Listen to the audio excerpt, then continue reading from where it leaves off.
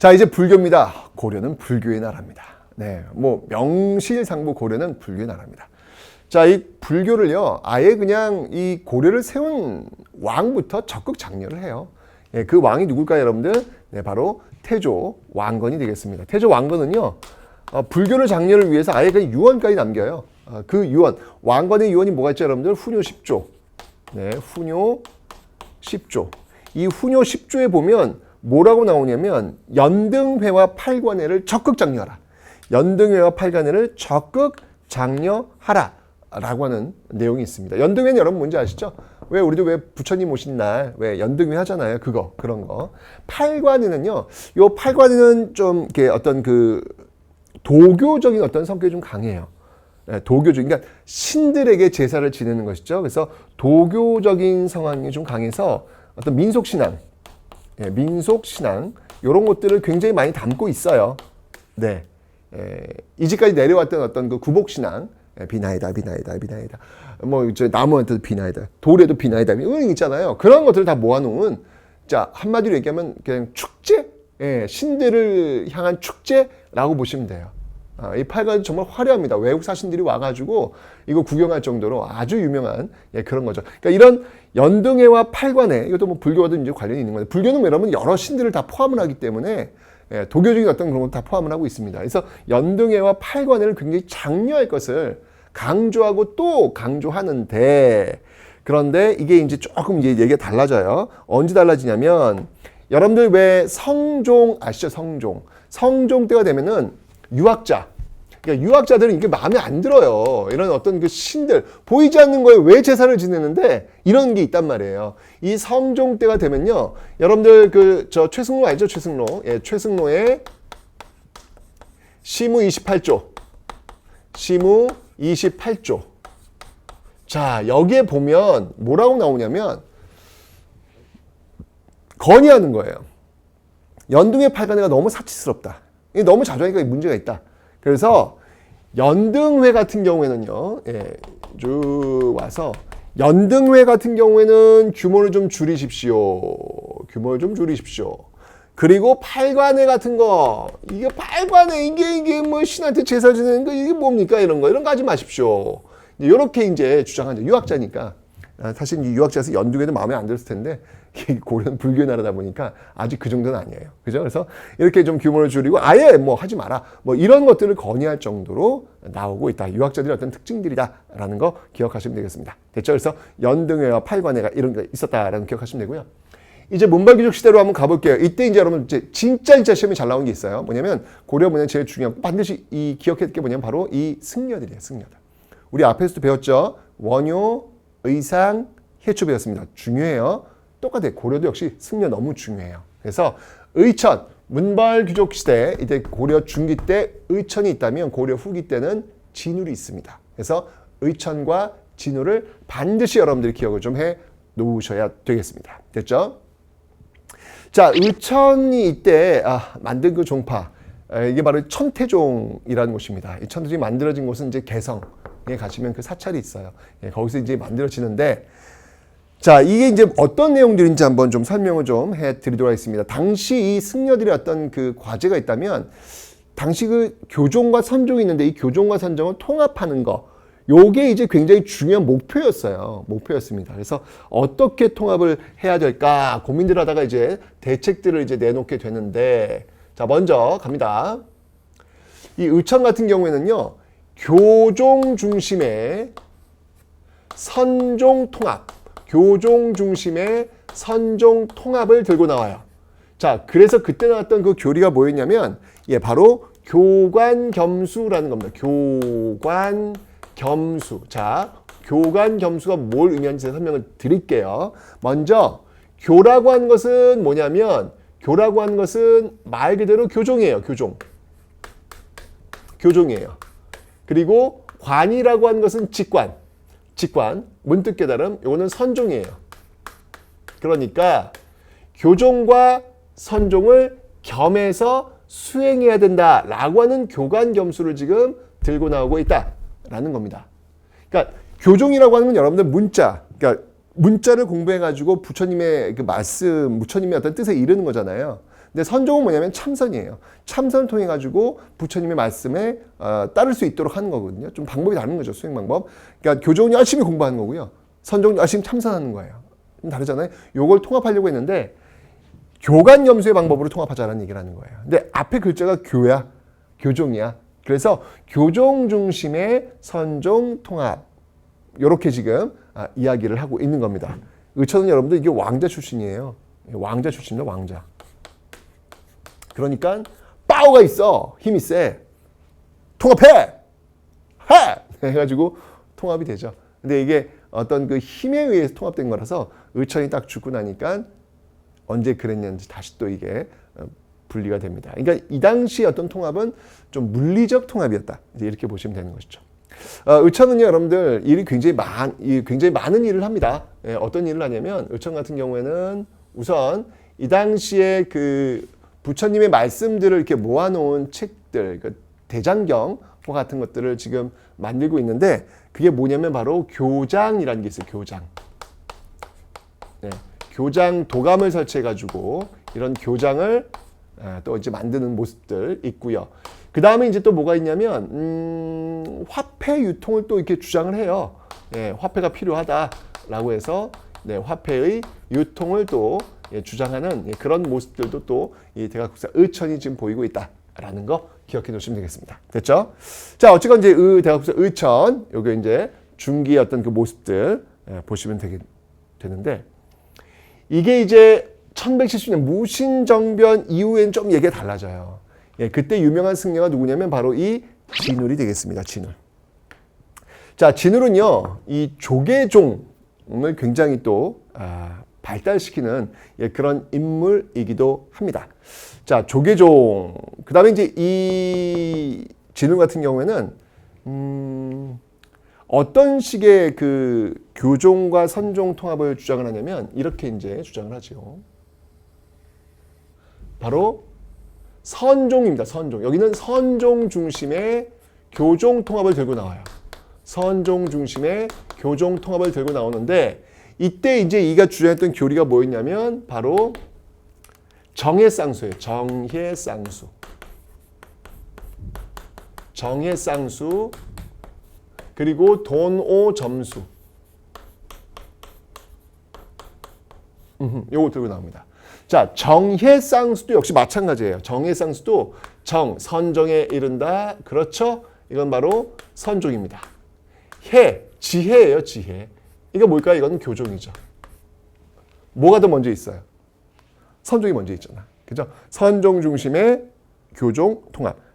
함께 공부해야 된다. 앞에 있었던 의천의 교관 겸수와 대각 보조국사 진울의 정해쌍수 사실 같은 말이에요. 다만 무엇을 먼저 할 것이냐에 대한 어떤 차이만 있을 뿐이지 같은 말이다라는 거 봐두시면 되겠습니다. 자, 이렇게 해서 정해선을 주장했고요. 돈오점수는 뭐냐면 문득 깨달았어. 깨달은 이후에도 계속해서 수행을 해야 된다. 점진적으로 계속 수행해야 된다라는 이야기를 지금 하고 있는 겁니다. 정해쌍수, 돈오점수가 있는데 특히 이 보조국사 진울의 어떤 특징 중에 하나가 뭐였냐면 여러분들 이런 어떤 참선, 이 참선 중요시적이잖아요. 참선을 하는 데 있어가지고 중요한 건 뭐냐면 혼자 하는 것보다는 같이 하자. 같이 스터디하자는 얘기예요. 같이. 예, 같이 기숙생활하면서 같이 하면 서로도 이제 이렇게 좀 이렇게 도와줄 수 있고 또 긴장하면서 또 이렇게 자극받을 수 있잖아요. 그죠? 그래서 이제 뭘 주장하냐면 결사 운동을 주장합니다. 이 진울 같은 경우는 여러분들 결사 운동을 주장하고 있더라라고 하는 거. 네, 결사 운동을 주장하고 있더라. 이 결사 운동을 했던 그 장소가 어디였냐면요. 바로 수선사라는 거예요. 수선사 결사라고 이야기하는데 요 수선사는 지금의 송광사. 네, 지금의 송광사가 되겠습니다. 네, 그래서 이렇게 수선사 결사를 하면서 진울은 굉장히 불교를 확장시키는 어떤 그런 모습들이 있었다라는 거 기억하시면 되겠습니다. 그리고 이 진울의 제자가 있어요. 진울의 제자가 누구였냐면 혜심입니다. 혜심. 진울의 제자, 네, 혜심이 있는데 혜심은 뭘 또 주장하냐면 혜심은 그 유불일치설을 또 들고 나옵니다. 유불일치설, 네, 유불일치설, 유교와 불교는 비슷한 거 많다라는 것이죠. 그래서 이후에 어떤 그 신진사대부들이 들고 나왔던 성리학 이런 것들이 확산될 때 불교 역시 그들과 함께할 수 있는 어떤 여지를 열어놓는 그런 토대를 지금 이 해심이 마련하고 있다라고 보시면 되겠습니다. 됐죠? 그리고 나서 이제 이 고려 말로 가면요, 이 불교가 많이 썩어요. 예, 썩으면서 신진사대부들이 아주 이 불교를 싫어하게 됐죠. 예, 이러면서 이제 나왔던 그 대표적인 그 저술 중에 하나가 이제 불시자편, 예, 부처씨의 잡소리, 무섭죠, 여러분들. 예, 예, 이런 것들이 이제 나오게 되는 겁니다. 어쨌건 고려는요, 그래도 뭐니 해도 불교의 나라입니다. 예, 고려의 어떤 모든 문화에는 바로 이 불교의 요소가 곳곳에 들어가고 있다라고 하는 거, 불교적 이미지 속에서 그 고려의 문화를 보는 것도 괜찮다라는 거 다시 한번 말씀드리면서 고려의 불교, 특히 의천과 진울에 집중해서 보시면 되겠습니다. 자, 이제 마지막으로 풍수지리 볼게요. 고려란 나라는 그 선종과 풍수지리 이런 것들을 선호했던 호족들에 의해서 세워진 나라다라고 설명드렸잖아요. 그러니까 당연히 인기가 많습니다. 자, 먼저 풍수지리부터 한번 살펴볼 텐데요. 여기도 역시 맞아요. 불교가 똑같아요. 예, 왜냐면 세운 사람이 태조 왕건인데 그것도 호족 출신이잖아요. 그러니까 풍수지리 되게 좋아해요. 그래서 이때 이제 왕건이 남긴 그 유언 있다 그랬죠, 여러분들? 네, 뭐가 있었죠? 훈요 10조입니다. 똑같아요. 이 훈요 10조를 보시면 여기에 뭐가 있냐면 서경을 굉장히 중시하라. 예, 서경에 자주 머물러라. 라는 이야기 있습니다. 서경은 어디에? 지금 평양이잖아요, 평양. 그죠? 그래서 서경길지설. 자, 이 서경길지설 이런 것들이 이제 나오고 있는데 바로 이 서경길지설에 입각해서 나왔던 정책이 뭐예요? 그게 바로 북진 정책 아닙니까? 그래서 영토를 청천강에서 영흥만까지 넓히게 되었다라고 설명드렸죠. 이런 서경길지설이 쭉 연결이 됩니다. 쭉 연결이 돼요. 쭉 연결이 되어서 문벌귀족 시대 때까지 연결이 되는데, 근데 이때 되면 이제 서경길지설은 이제 조금 힘을 잃어요. 왜냐면 지배층들은 지금 개경과 개성이 있기 때문에 거기서 잘 먹고 잘 산단 말이에요. 굳이 뭐 서경까지 갈 이유가 없을 정도로 그런 모습들. 자, 그러면서 여러분들 문벌귀족 사회는 굉장히 폐쇄적인 어떤 모습들이 서서히 나타나기 시작했고, 뭐 공음서재, 문벌귀족들이 모든 걸 다 독식하는 어떤 그런 모습들, 여기에 대한 반발이 분명히 벌어진다 그랬죠. 반발이 벌어지면 나왔던 운동이 뭐예요? 그게 바로 묘청의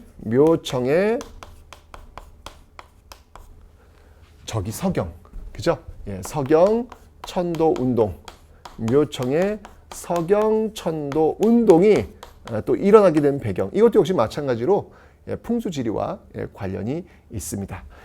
이 서경의 그 대동강에 용의 어떤 그 그림자가 드리웠다라고 하죠. 용의 그림자. 이게 바로 서경의 어떤 새로운 기운이 솟게 되는 어떤 그런 계기다. 이런 얘기를 하죠. 그것이 알고 싶다. 과연 대동강에는 용의 기운이, 용의 그림자가 나타났는가? 이 당시도 똑같아. 이게 여기 대해서 사람들이 실제로 여러분들 대동강변에 여러분들 그 평양 대동강변에 그 정말 이 무지갯빛의 어떤 그 금이 어떤 그런 그 무늬들이 쫙 떠 있어요. 실제로 그랬대요. 이걸 보고 이제 용의 기운이다 이제 얘기한 거야. 근데 이 당시도 이제 그 뭐 전문 탐사팀이 있었던 것 같아. 이게 과연 진실인가? 라고 해서 그 물에 직접 뛰어 들어가서 과연 이 금빛 찬란한 이 무지갯빛의 정체가 무엇인가를 찾아내요. 대박. 찾아냈더니 그게 뭐였냐? 기름이죠, 기름. 이 기름 주머니를 그 밑에서 짜가지고 그 기름을 이렇게 위로 띄우게 한 거예요. 왜 여러분들 왜 기름이 왜 물에 뜨면 왜 이게 빛에 반사되면 무지갯빛 쫙 있잖아요. 빨간색, 파란색, 초록색 쫙 있잖아요. 그거야, 그거. 예, 그거를 지금 찾아낸 거예요. 이야, 대단해. 옛날 사람들도 참 대단해. 어떻게 그걸 또 그다음에 잠수부가 그게 없을 텐데 어떻게 그게 찾아내지? 그래가지고 결국 이제 이 묘청의 서경천도 운동이 일단 좀 이렇게 도덕성에 또는 신뢰에 타격을 받게 되고 결국 이제 뭐 이렇게 서경천도 운이 났을 때 결국 실패로 돌아야 되었던 그런 모습들이 있었죠. 네, 바로 이게 묘청의 서경 천도 운동. 그러니까 서경이 이제 이렇게 되면서 실패로 돌아가니까 이제부터는 이제 북쪽에 있는 서경보다는 남쪽으로 좀 시선을 돌려요. 그러면서 이제 나온 게 뭐였냐면 바로 남경 길지설이라는 거예요. 남경. 남경이 어디야, 여러분? 남경이 지금 서울이에요. 지금 서울. 네, 이 남경 길지설 이런 게 나오게 되는 것이죠. 결국 이 남경 길지설이라고 하는 것은 이게 나중에 결국은 어떻게 돼요, 여러분들? 이 남경 길지설이 바로 쭉쭉쭉쭉쭉쭉 이어져야죠. 그죠? 쭉쭉쭉쭉쭉 이어져서 바로 조선 건국. 네. 바로 한양천도. 이 한양천도에 영향을 미치게 되더라. 한양천도에 영향을 미치게 되더라. 그러면서 이제 조선을 건국한 거죠. 여러분들 이 뭐 저 고려 태조 왕건도 마찬가지지만 조선 태조 이성계도 마찬가지입니다. 아주 뭐 풍수지리 그냥 옆에 그냥 무학대사 그냥 데리고 다니잖아요. 예, 그러면서 어디가 좋소 뭐 이런 거. 그래서 무학대사가 이제 이 풍수지리에 입각해가지고 제일 좋은 터를 이제 찾는데 그런 얘기 있잖아요. 왕십리 와서 여기가 좋은 터인가 했더니 한 노인이 여기서 10리 더 가. 10리 더 가면 거기 좋은 데 있어. 라고 해서 왔던 곳 그것이 바로 지금 경복궁 터더라. 그래서 그쪽 기점으로 심리 그 지역이 바로 왕십리 됐다. 뭐 이런 얘기도 전해지고 있고요. 그 다음에 또 이제 여러분들 이 경복궁 보시면 진짜 터가 쫙 넓잖아요. 뒤에 산을 배경으로 해가지고 그죠. 그와 유사한 곳이 서울에 또 있어요. 그렇게 넓은 곳이 바로 연세대 캠퍼스. 예, 연세대 캠퍼스도 여기 정면에 보시면 진짜 쫙 뻗쳐지죠, 여러분들. 예, 원래 거기가 경복궁이 들어설 뻔도 했어요.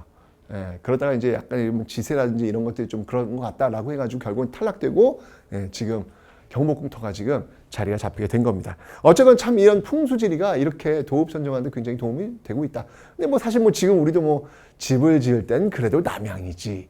뭐 이런 것들 또 생각하잖아요. 그것도 은연중에 우리 삶 속에서도 그런 게 들어오지 않나라는 그런 생각이 듭니다.